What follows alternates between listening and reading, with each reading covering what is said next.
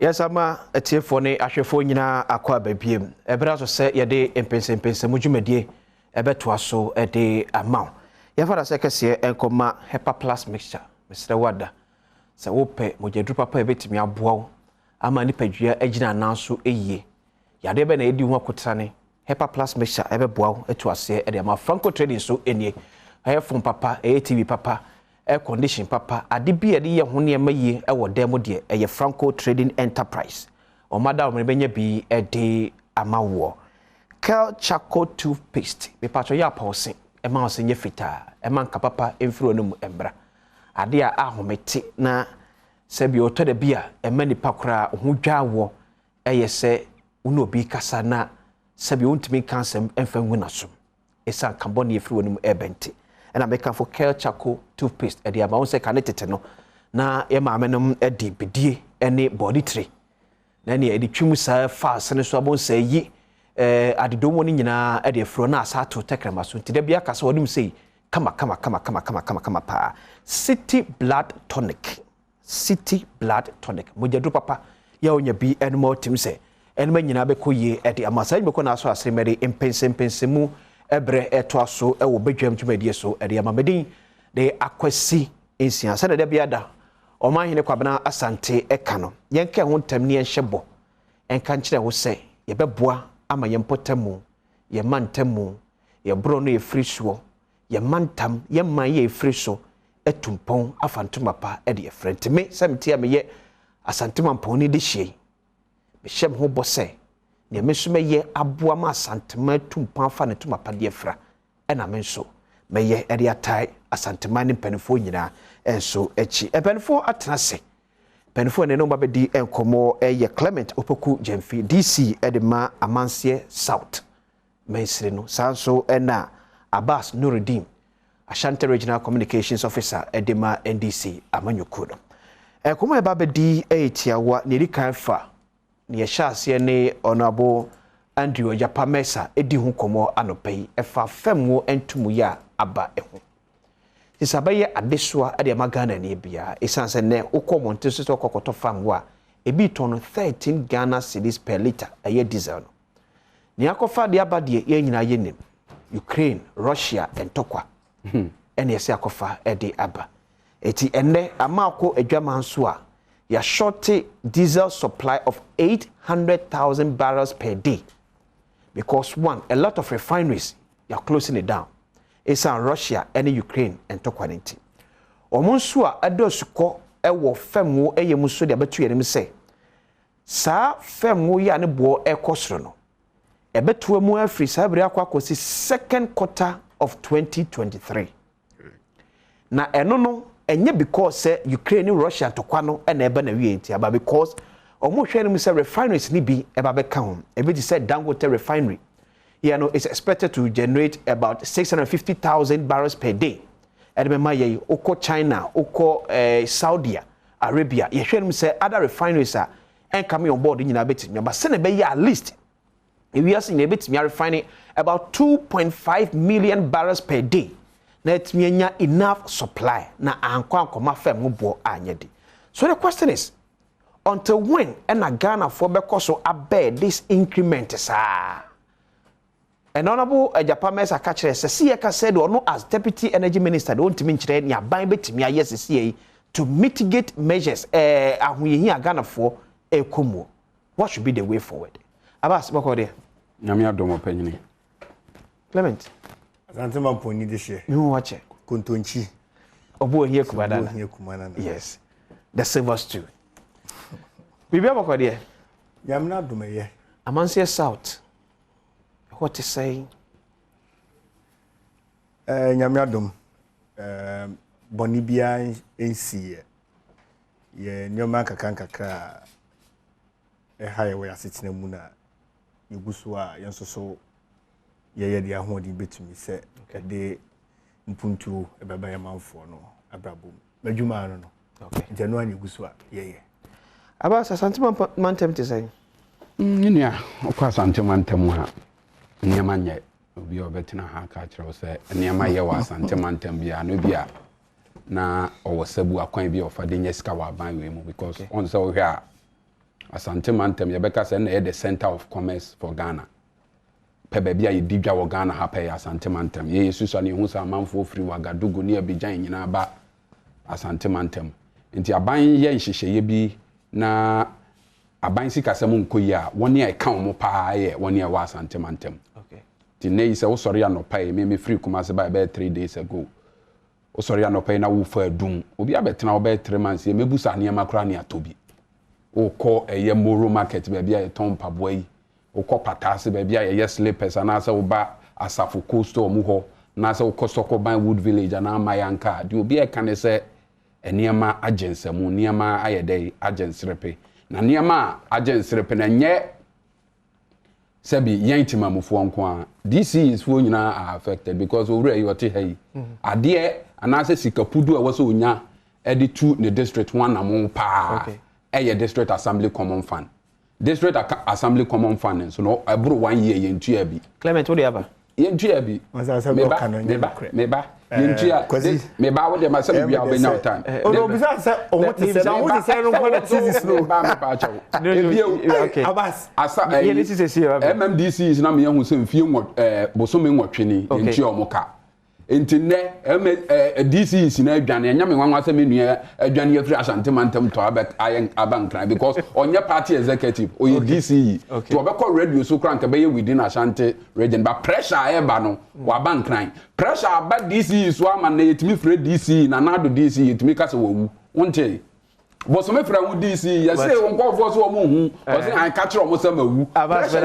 Clement come on for number what is saying when you want to see this baby also money defend common fund aba me no can say even last week Opa confirmed from DC bia you common fund okay and say but you me backlog and I say way forward on say common fund say the thing you try to quote bia and over the years over the period there a backlog back mienu ewo ho because say agye a the koto consolidated fund num na yate e de aba enti nye se enye sika ya ye be a standing orders bi ewo banka ye dey connect wo assembly no bank account okay yete taxes na aba enye sa na tie okay ye gigiri nyina ko consolidated fund num na ye the formula na ye de che no ache enti wo ye dan there will always be a backlog. At least one or two. Near Abbey backlog say na ewo. Akamienu. Yes. That's quarter bay. Aka this year can say first and second quarters. First and second quarters. Yes. Honorable one say aban common fund no. I'm telling you. Aban de ka 2.6 billion and we release 300 million. And this is the aban Abbas unye DC me say me matter of public record public record me say aka some me na account holder go and check from either Bank of Ghana or NIB. I am telling you, say, even as at last week, okay, it's your common fund. There's never been a system. You drew to say you second quarter, next year, just second quarter common fund. In see that. It's a third quarter. Good. No, so not third quarter. Abbas, fuel prices. Cost. Yo. Andrew Ajapa Mesa says, see a cassa dear. Won't mean chair near a bind shisha a pie go a quemu. Say, ye day a mitigate a boasso amount for asne. Another question, no, yes, a finance ministry and a bit to me a year no. You what should be the way forward? Minya, Medawas, Wahona. Sometimes we see on Mampenina Kufuado, ne Dr. Baumia Baimum Penyon for the same year. Or how by was say or more bema quantre magana funya and what also uti or monsam no more canwa. Okay. Yana areho. Because on some do na yana no cribianim. Yashada say ye de 2 foot through a go man for any. On say Osha Ghana and prim ye petrol price build up no a near mamiansa open you me. And near mamiansa influence the price of petrol of Ghana. Sure. 1, the world market price. Okay. 2, the exchange rate but wutie sure and na 3 taxes a dey egu petrol so and na me ne wo ka say taxes mako a egu petrol so ye 18 taxes mako 18 margins any taxes no ne ade ye 18 emu be ye nsia de o mampanyina Akufo-Adjei aban we ye ba ye na de ba ye all the margins now can taxes on ni na ye taxes say ye to aye tua na nya margin nya tax ye de say ye bua ma ye say ye ntua okay mako 18 o mampanyina Akufo-Adjei na nsen ya ye nya na me name de sorry adna yente the realtor because margins ne you be emphasis what free mu a enye ye because ade a ye de abeto o manfo ne so say ye nya de ye ntua enti no say margin ne e bia aban so fa so kakra be wo it doesn't matter any one ton firm go so fa so it doesn't aside the main taxes na it doesn't matter so far as ye dia to timamuni no a wo ye dey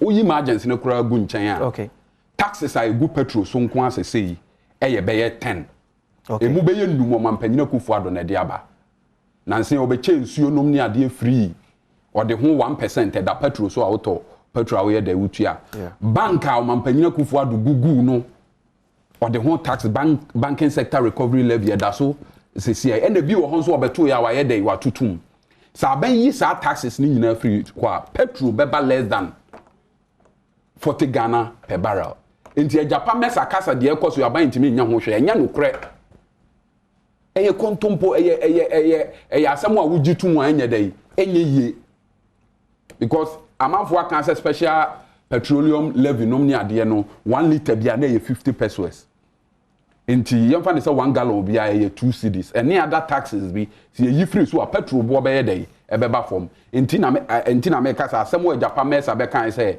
aban no nye na adwene say ohawo agana fo komu no be ye bibia fa ho oya aban a ne trimu odene oya aban a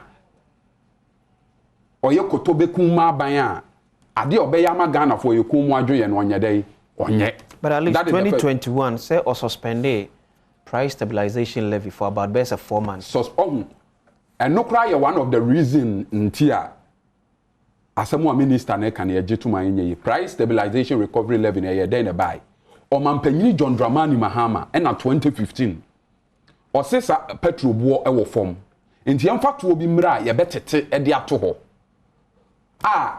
se petrol buo kosoro a ye be fa sa esika no de ayedai abe supporto petrol price build up no se ne be ya yentu petrol aban we ba ye wage be ye 4 billion sa esika no wadi enne sa esika no wo ho a enka fa ngbobuo e kosoro no nke ye de be cushion o ka so dia wadi ni sesai sa wan fa anye de sese wodi ye o hwe oba ye 6 years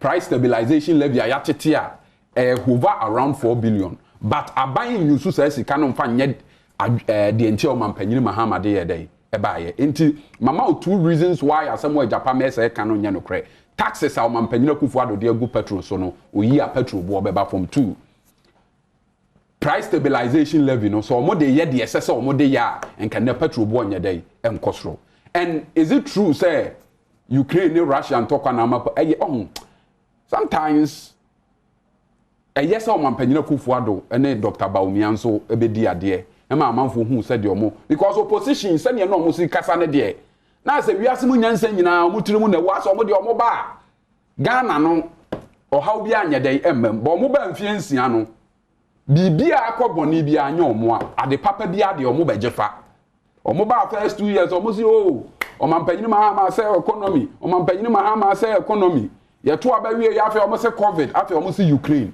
ewiase mu nyina petrol ewiase mu ope countries aye import petrol efiri omo ho a ana say we had the first 5 top producers of petrol no ana say wiase nyina ba bia petrol dodo pa ye wo ba bia efre ho Strait of Hormuz between Saudi Arabia and Iran enunti na mire bi America ne Iran fo ntokwa ne ye ya Iran fo ka so mo be blocko sa straight no America fo ani bre ye no because sa straight ne blocko a ebe ma petrol bo aye dey akosoro because 1/3 of your petrol you consume no ho na ye dey e ho na free ba petrol be you consume from Russia and Russia ne Ukraine tokwa ebe ma petrol bo akosoro wo and net ade ba kwa asa ma petrol bo akosoro dollar nti sɛ waban ne manage dollar ni yie ɛna dollar no nkɔ fam a enka petrol bo onyɛ dɛ nkɔ fam.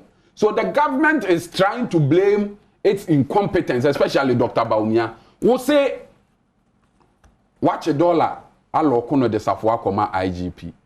And the dollar na jene hu dwane. Dollar breaki 8. Ama bibia aboa ye de cost Ghana, the Ghanaian economy is essentially an import dependent economy. About 80% of a niema ye dini wa hano ye kokra na ye de eba. Inti dollar bo cost ra e kyerɛ sɛ wohia yɛ sika no dodoɔ na wo de anya dollar first na wo yɛ dɛ unya no ɛte sɛ obi a wo kumase a wodi dwa a ɔkra nneɛma ɛwɔ China anaasɛ Dubai o mampanyini Mahama type na ɔpɛ $10,000 a na yɛ 420 million and na 42,000 ɛnɛ anda o mampanyini Ampofo-Adjei mo so mo be manage economy ni yie no o pɛ saa the same $10,000 no a 800 million. That is what is happening. So petrol bo kosro tnaka mu koto petrol na petrol bo kosro no say Dr. Baumia ne Nana Adom Akufo-Adjei mo ntimi manage dollar ni ya ama dollar no ekọ from no ama yesi di nanimu gu ase no eno na ama petrol bo aye de kosro because we have global world market price na can cost rubia say see ma check it world market price for petrol $105. It be 110. But is it the highest we have ever gone? Under Mampanyini Mahama 2014, 1 barrel of crude was selling at $130.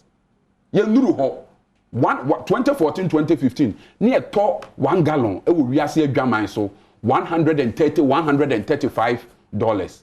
And no amaya intimian 2 petrol mu ama petrol and 20 cedis cry. In the day and na top petrol 105,110 per barrel. It was a my price control. Not just that there are other internal factors. I was all Mampanyini Akufo-Adjei day. Now mujai in food truck can be a more person or more to go you know. Eba ya tax a what to why yourself subsidize the petrol. Usi sikeni ho. Taxes are udi gu petrol so yi na ye ho ntoya usi wuntimi manage dollar enso na dollar no cedi ne nkosoro na dollar ne mra fo mo a eno so usi wuntimi. 1st of May 2022 May Day Mampany Council was say wo share taxes are eda yemfu so a ema omai about 4 billion Ghana cedis.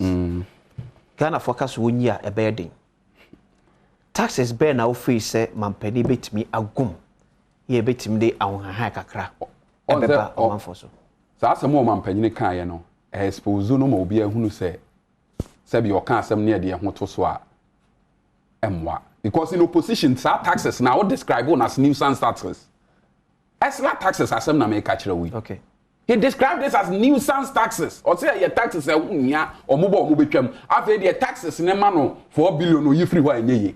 Enti Mahama de ode ba ne de na a live reason bi enti ode ba ya na. No nti na make say emre ne hyebre apa Mampanyini Akufo-Adjei. Taxes be na Dr. Baumia eno na make catch say ono a the COVID levy ato petrol so yi a petrol bo be ba fom. Okay. Banking sector recovery levy yi a petrol bo be ye dey e be ba fom. Special petroleum levy oyi a petrol bo be ba fom and na stabilization levy no a o Mampanyini Mahama de ba isi yemfa nkuchi a wo use sika ne de yade foforo no oyi a petrol bo ye dey e be ba fom enti se de mesre ne se aban panyimfo be ka asem anasa o mo de asem bi fam so to Ghana fo animu a eni kwan se asem no mo gemine wo se mo nso mo probu asem wo Japan me se kan utie mi nkyerɛkyerɛ mu ya wo se na asem no nya no kre so ka se o twamfo nyini bi kyerɛ Ghana fo se aban timi nya petrol ho hwɛ nya no kre because all the taxes about we here beba from o man the dollar ni here be there beba from na petrol de wunya sika subsidize by yetimi nya sika kon han private jet petrol de wunya sika subsidize yetimi nya sika de koye niam e ho nya dai e ho hia sika no de bi ye dai e bi wa ha na emom aban no wa de a ode ye dai ode be ye ewiem a Mampanyini be dware no ehia no chain petrol bo ye dai e beba from Abbas Nuruddin Ashanti Regional Communication Officer de ma NDC Amyoko Clement Amansia Saudis Abazi nze Abbas ni nuanom ya na omo ankasa sete omo questions so ba unya ye na odun so de nam baby mama Philip Portos be mi no bi ansa na okay matiasi kwan so na Abbas ka se nanado aban ni tiri modern nti no yi taxes na mabisa me ho sɛ ana wa wo hwɛ me so no obisa ho sɛ aban ni tiri modern a onu timi di free education eba sɛ wo banko school free yon sɛ ni di free nti aban we tiri modern ana aban a wo si ni tiri modern a ono etumi ede ambulances eba sɛ emergency ba na wo yare a emefa wo nkɔ sa aban we tiri modern fa free anji wo kaprew nti ehwefo etie kwasi asam no mamen kama on te say maybe me so be to petrol ni bi okay anam de bae me ma metena tv ne so me ka say petrol yantum ana petrol bu onko soro me kasa na me ankasa me ye trofo me ni no kre fi say me to petrol ni bi ada man to petrol ngu me ka me fro taxi ana trotro ti sika auditua no ekosoro echen se de na etekane no se ya na ebre bia nsem se ya beba no na ye hwete sam fi se MPP be kan sei na ndi se kan sei aba na me expect se mi nua babunu no nanka o kan nsem ni nyina nanka o de a lasting solution aba say moving forward as on mine e dey pa na ye ya e be boa ma ye fuel ana oil ye kra free ama no ne ba abribia je se kra ba fi se umpo oil no ube yusu udi be gu ka mu udi be power wo plant ube ye ube hia enti ebia ye oil refinery na ye nhwe na ye ma ne nya adwuma fi se nyame adom oil ye tubi wo ha eno ne the lasting solution a ebetumi aboa ye na emom se koba se MPP na wa ban mu nti asem bia obeka bia ni ho abeboa ready mpunto beba na emom criticisms nko na akwasi ye ne oman no eni ni ye o say there are certain taxes bit to say Estla ne adia former president Muhammad Debaya in opposition mu describing as nuisance no munyi enfree ho no other taxes be because of COVID expenditure e be shame because of banking sector collapse no e be munti no munyi sa taxes no it's not the solution kwasi enka ho kra okay o man bia no obetumi atumpon wa bra ho nyegeto o man bia e dey say na o man na egu o man bia wo wiase bia kire mo man ba ko a yesi sa o man ne de okomu a ho de nyegeto but if taxes no men amanfo a do you still continue say obema matwa enye taxes men amanfo okay if you say taxes men amanfo na ne de hen any say na fu akodu 13 Ghana cedis per liter me be charge kwenti akodu enye taxes no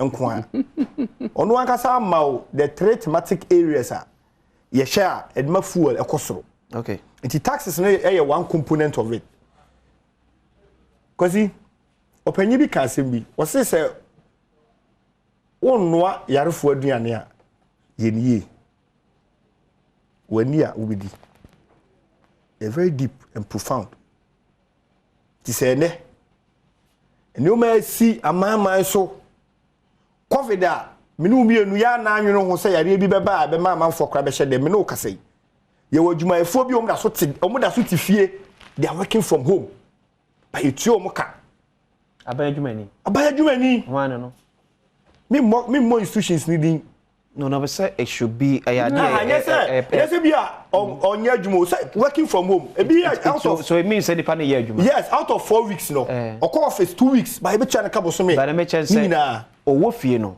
oni fie so ofie kwa ana yes owo fie so year adwuma so certainly na the environment no does not constitute the whole work output of near amount no ya wo ye no e na kire say ampa wo ye adwuma na so onye adwuma oh but me nyini say person account say because Clement bar office throughout the week in Quaint na if say Clement no so ofie no ye adwuma dia wo ye adwuma yeah so nti eni obi ya wo fie a onye adwuma ba twa ne ka oh menka ma na wagema no si boni menka so onye adwuma na ba twa ne ka okay no menka say the COVID ne dia ba ama na obi timi tena fie no oye adwuma from home ni etua ne ka minum yo ni anjene sa de no ho se bia dachi bi yare bi kura be ba ye be ka se nyina ntena fie kura sure enchia unua uhu nu enye sei sa yare we ya aba be sensen wiem no ede ahokere aba mana nyina so enya Ghana nko. That is the point I'm making. Nobody anticipated that. Enye cholera and yaka say oh we dey ye be ni say ana bia bird flu bi ni yaka say ene enwe nkoko nyina. Okay. Patwat dem chela say we ye yare a ebi ma da ebi nsi wiase da. Ana be eba ya aba be ha wiase nyina. Number 2, the Russia-Ukraine war ye kan ho asema ye kan mo pese ye be kan. We ye dan a factor a contribute to say oman mu eden. Fi say oman etim. Kwasi atade a hyawi ana say twerede ekura mi. Kwasi fa wa fa pana ma fam. Oh. Me da fam do. Kwasi twerede ya aba san fa bia ma bia ma. Wo dia valley. Ye okroma. David. Ye kwakra. Enti ansa na ba kwakra no Ghana city no. Kwasi ye ni wo sa o man na o de kosu no. Ukokra wo Europe a, o di euros na beko.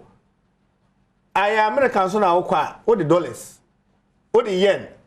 Mpacho what dey chena say. Enti e wo so say ye sika no. Na da kwa kwaje o musika na kwa koye transaction. Enti so tie deputy minister no asem na no wo kana. Yeah.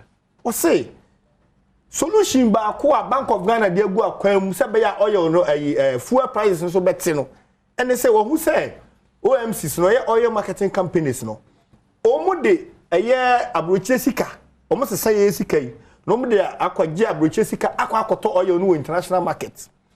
Enti Bank of Ghana mo incentives of 30%. Say ye boa omo se be ya nka oba akoto ebia dollar no ba ko ton bia 1 cedi wo ba bia Bank of Ghana no ema incentive obetima ton bia 70 pesos. Okay. Enti kwasi se umpewi opede aya ho kire na aba yanyintum sa ho kire yanka sa ho kire ne mai Clement abaye so I quite remember time aban na adwen se wo yi so asena de so wona ekra niema e de fra no ne eba ye mem no na aban ni so de hu nyina se ebeba se ne ebe ya enema bo adwama so ne bede ebeba fom. Yeah. Ghana for complaining say ye hunu the ripple effect no in our buying. Aban be ka say because Ghana for esu say esu ninti no. Ye say go back to the drawing board. Ni are say sa enso asene no ye be yi everyone man. Now, adwadfo no be ka kire say Ghana for hunu ripple effect ni sa because na prices on the world market no. Ni mo credit from no ba no. Kwa na ekosoro. Ense ko ma fa we ni kura man ka be kosoro achensa. Enye the same thing na ye hunu. 30% threshold na ban de ema wona e beto dollar de akwa amano ne akokra de aba no. Obeka say yes a year ne sabat obedi wu ni sane e wo say nketemi eboa ma on house because buying fuel 13 cedis per liter. Yeah. Anonya de do Clement. Kabom gallon yes. Kwasi ano me di kan me ka kiro say me tobi ana mbetena ena sika auditor no abi nam som de to. Yeah. Nti me ma metena ha se na medical kan say ano nya den na bia se bi Ghana fo na kasa dodo ana ye ho ye num na ye hini ni ye titi enya no kre. Kwasi we ye interim measures a ye dey ato akwam. Nti na me ka say what is the lasting solution?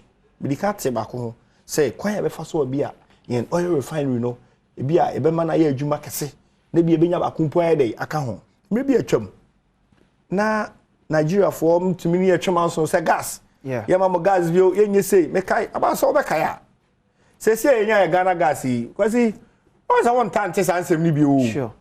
And no any the lasting solution it is se ya ka sei the yen oil refinery no ya manenya adwuma yie na yen sound so kura nsi bi nka ho going forward. Yes. Yeah, ka say. Now, what's me ba? Asam na kai no. Say ye so masene no. And some back to square one. Okay. You see, there were internal factors and there were external factors. Yeah. Internal factors here there wow who control over it. Ah, obetumi aye ho. External ne woni control. External no woni control. Fashion Clement na menya adwuma we abonten emfamra esi na me sa emra ho. Oguso ehwe Badwam live on Adom TV. Be bye see.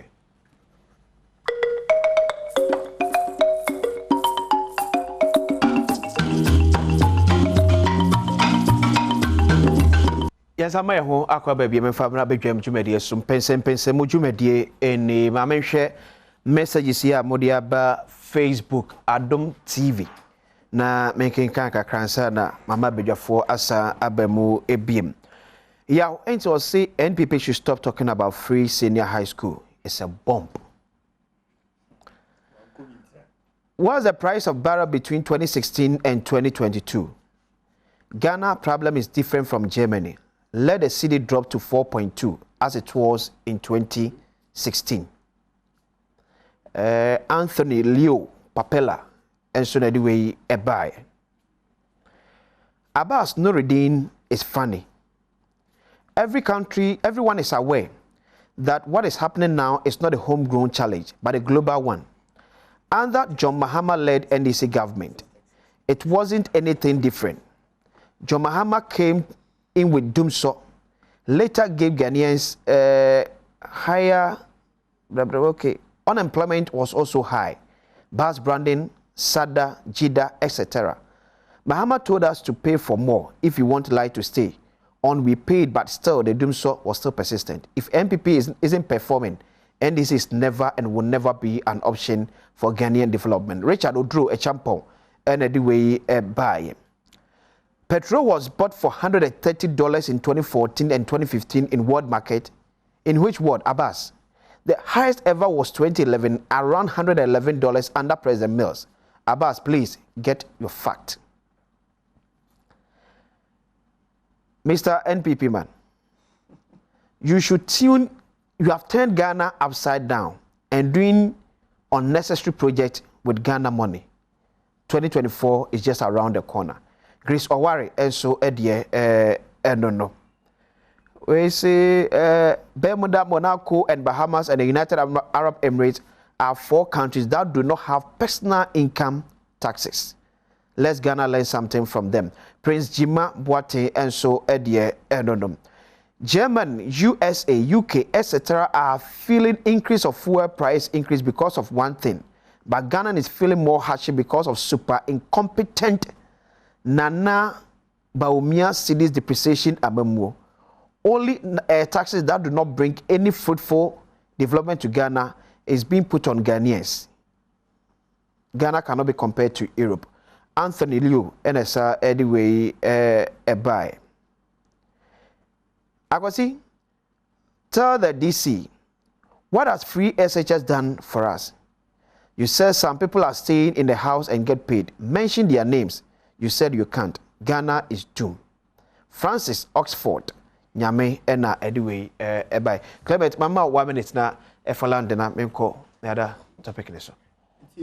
What he said, na make earlier, Namanugusu, make okay. Mamma, your first landing. Fuel no be a to be. Ubi on to be so efaka utia kasika. Enti yatuma uhu yantum so uhu enye. But we say emprempre eka say as a member of the governing New Patriotic Party, dear na officer abaye and menu ye betimi aboa amasa or how na femwo entumede be ebetimi akofo. Animanimu ye me ne Bank of Ghana ya adwene. Say yebeso OMCs no asene with a 30% no? With a 30%, if possible could wait me I increase it to be a 40 or 50% cra because I know and a bema almost who be hin ha omo na omatimi de fango no aba a ebo no ebe from a chain. Clement me say was same way 2020 year call election near what him because of COVID. Yeah. But are buying spending more. Send me a Ghana for me to me home kaka despite the COVID challenges a buy. Do you think say election year money wa and kabebi a firm ubu akudinka NPP abanye hu bibi? Once a COVID time no. Yenya sikanka kanka na ye for COVID incentives near daddy. It is okasa buying spending more. ebetimi abase na ye covid sika no na na ye spend okay sabre wo mu ide covid no on say ano abrase kakra okay enti eye sika bi a ebe nke ebe nyenya a ede be ye sa adwuma ni nyina no eni ema bi enti edi covid sika na wie oh mintimi nkase ede awie menya hye onso so ye kakra o oh of course ebi be o is there enti ye fe no nso so asne kakra so covid ne asientu kra me meche say at least baby ya ba bedri eye baby a niam abo e kosro and the drivers e bonte ne say o meto transport firm e kwa mane ba be see goods and services so and it's a covid e wo ho na say the same challenge e by na say Russia Ukraine war akofa another challenge for crude price aba die na chese ye wo covid sika kakra won ma ye ntimi nyie no fa meso we asne kakra na at least system no enye stabilize kakra kwasi amamuo no enye one sector pewu eye o mamuni nyina na de ahye wonsa enti se o focus no so ko baby ba ko abon say ayese na balance but for your baby as a ultimate deal with her we have been able to deal with about 6 sectors yes of the economy. a important a sector who deal with it year a bow okay but and mouse who fi say or health or education or security especially this era of terrorism or economy untimi nka say security so here and so key as important as fuel no so important no okay enti so ya aban a wo hwɛ saa nyama we nyina de gu nsani ani na fe wo kyɛ nkakra ese papa wawo mabe nsia okay beti obia school fees uti obia school fees a also tibi so to ho for the obeyare okay wa kasa so timi yare bi o yere kwa so timi yare ansa na aduane kwa mu bedi enti so oje yo so ene kwasi na bia oye ka akiri enti yem fasika ni nyina ma kwasi ni yem fa hwe kwasi a ubewie na abas wanko school ubewie na kwampoku onso so antumi anko school na oyere so yare na owu abefa no afi na akobobosen akoye yi ba otimi hwe sika kakra na wo no we kakra eno ne amamu pa eno ne de na nado eyi am say we the topic we yan de be because emre na aka ni so won say MPP for me name so mo kasa o mo ntie o mo ho a asem wa mo kan mo se petrol no e Russia minister ne se petrol ne Russia ntokwa na de aba na o mo ntimi nya ho hwe o se e factor o se e Russia ntokwa na de aba na o mo ntimi nya ho hwe Russia ntokwa na e factor o so o mo ntimi nya ho hwe nya sa na o mo kan odim de o kan wa sheda odim pa nti o mo ntimi nya ho hwe okay e na owura DC nso kire say Bank of Ghana hunu say cedi nanim agu ase ama say cedi dodo a ye hia de $60 no akosoro enti say omo OMC no o pege omo take me ba pacho asem na wo ka mesre won we kire wo say aban ka say petrol bo na ekosoro no ntimi nya ho bibia nya no kre me ka kire wo say enema e control petrol ebo eye world price market ena dollar bo ena taxes enema we ye mu mienu eye within the ambit of aban nansen ya hwese ne dollar na si aba form nti aban ma dollar ni timi appreciate cedi ni appreciate 20% kra petrol bo beba form be 10% aban yi ne taxes ni free so a petrol beba form be 15% nti Abbas sorry dealing with cedi depreciation no if we say a short term thing because I think over the years short term policies Bank of Ghana pumping in $50 million, $100 million just to cushion an emagakra. When we buy on so now a jedia costro, shim 5-6 months. Free system. Many as or Mampanyina Kufuadwa buying about 6 years in your short term idea. And Dr. Baumia Broka say watch $1 no desafuana ma IGP no now buying 100 days. Okay. And what can buying 100 days records. Okay. Inti Dr. Baumiano say 100 days or what him yache $1. You see then I'll be catching me say 6 years in the administration still like a short term. 100 days na COVID man. Na Russia Ukraine war man. COVID on say COVID cry be expose wa ban no ma ye nyina ye hu sa ban ne money ho modern because the ma dollar ko form no the ma dollar e kosoro ye say Ghana ye didwa e wo wiase baabi bebre a eno nti ye sika no kakra bi e di dollar ye sika no dodo di dollar ketua bi achi na ma ne kosoro because of COVID nti global trade cry dey aba form Enkofo bebre ntimi enko China enkofa niema enkofo bebre ntimi enko Dubai nyede enkofa niema se enkomo be kwa nka enti se enkanya covid kwa nka dollar no nka se aduru be 15 cedis because yes me am a student of economics and I know that the exchange rate market is determined by the interplay of demand and supply. Nipa bebre kofa niema aba obi e per dollar ne nso ye kakra bi na ne bo koso ba covid am adwade e kofom and I still see the need depreciate and just nya covid crank aye dey kewu minu ayi ka so see ama interpersonal dwade na kofom obi tina ha na wakra ne ba fi China beba enti anyo se dwade no kofom me ba dwade ankasa kofom ne ye se ship kra baabi bebre odi niema begum kra ba na nya dey e man ti dwade ankasa kofom wo kasa no say eye aban bia ne obetimi develop without taxes. Hey, ebrebe na hu sa de ba wo come my joy online Ghana weba Dr. Baumia or say Ghana government taxing us to death 2016 10th May 2016 Dr. Baumia wo opposition ne de o mampanyin Mahama de to oba no hunu say aban bia de to oba o de be develop my o say aban de eto obu Ghana fokom enamo mo ba de na mo de to oba na ye kan. You see the MPP double standards. O don't want to almost why they Dr. Baumia can say the taxes na o kan sa na. Ebi was say. Also mo de o mama mo no mo bebu no taxes ne to bosia nya dey enim. And the ma bromosia mesra o kasa ba yedi. And ne ma bromosia ma ye sika kra da ye momo so aya ma tax awie no. Mo say ye dey tax. Okay, but that's Abbas. Clement yenwie. Was he so I say Abbas ne ninuanom ya no mo wo mo questions a wo ba na wo de Abbas a blank check no mo sensan but Dr. Baumia nyina ba bia anka se MPP aban ba ye ngige taxes and I enko bobo describe what taxes be say asama no all kan nyina ne say e wo se ye hwese de ye nyoma ni yi okay na anka akamia ye say ase abribia aban no ho be kire no na wo se ye kwaji wei e kwaban ho be kire no akọ ode ababa to timamufo so e basa e matimamufo no ebre enye the same thing here no wo he dey ya okay difference wom momo taxes no dey difference wom difference wom difference taxes no difference wom Abbas Mesro Abbas difference wom because okay sabi taxes be mintimi modin wo afidie so kra ye de buy taxes be condom taxes na adi nyina o pese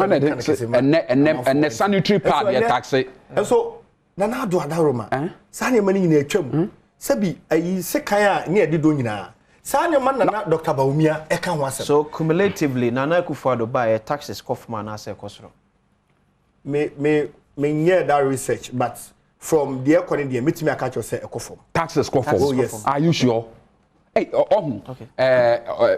honorable Msenne or can send me a enhuye pa. Abbas, Mampanyine the benchmark values about their two pharmaceutical products. So pharmaceutical product condom can and a pad a use crack when ne upa kubusa pad obo sabia son sabia nyado we nya samanka was say kind of ha but ne sikan ye the taxes benchmark values are to agricultural inputs so sikan ye dey e ka ho and na mesra me ba o ka asem na and ne say adwuma e dey wo Ghana hapa ne say wo be fa o dey yan kasa one mesra me kasa me ba enya time wa kasa we dey work bia we I am